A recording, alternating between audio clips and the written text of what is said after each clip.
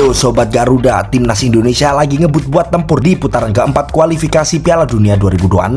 Tapi striker andalan kita Oli Romeni malah tumbang. Tapi tenang, PSSI nggak tinggal diam, karena dua bocah Eropa berdarah Nusantara siap dijadiin senjata rahasia. Salah satunya punya darah Depok, satunya lagi Bandung vibes banget. Siapa mereka? Gasken, kita kupas sama-sama. Fix, kita mulai dari kabar sedih dulu nih. Striker utama timnas Indonesia Oli Romeni resmi out dari ronde keempat kualifikasi gara-gara cedera parah pas lawan Arema FC di Piala Presiden. Retak tulang kaki bro, udah dioperasi dan harus istirahat 4 bulan. Otomatis slot striker timnas Indonesia langsung kosong. PSSI langsung tancap gas. Erick Thohir bilang udah cukup pemain belakang, tengah juga udah aman, sekarang fokus cuma satu, naturalisasi striker. Dua nama udah masuk radar, yang satu dari FC Utrecht, yang satu lagi dari FC Volendam. Dua bocah ini potensial banget buat isi slot depan. Dan yang paling bikin hype, dua-duanya punya darah Indonesia yang legit banget, nggak kayak si Onono yang belum pasti jelas keturunannya udah main di naturalisasi baik. Kenalin, Miliano Jonathans, pemain muda 21 tahun yang sekarang main buat FC Utrecht di Eredivisie Belanda. Posisi dia sayap kanan, tapi bisa juga jadi gelandang serang, cocok buat nambah opsi daya gedor. Nggak cuma jago, Miliano ini juga punya darah Indonesia dari neneknya yang asli Depok, Jawa Barat. Bahkan nama Jonathans itu termasuk marga dari kaum Depok, keturunan pekerja Cornelis Castellin zaman kolonial. Wah, vibe sejarahnya sih dapat banget ya. Miliano juga udah pernah ke Indonesia pas kecil dan sekarang katanya pengen balik lagi. Ini sih kode keras. Bahkan media Belanda udah posting dia pakai jersey timnas. Kandidat berikutnya Mauro Zilstra, umur 20 tahun, striker tajam yang main buat FC Volendam. Nilai pasarnya cuma 3,5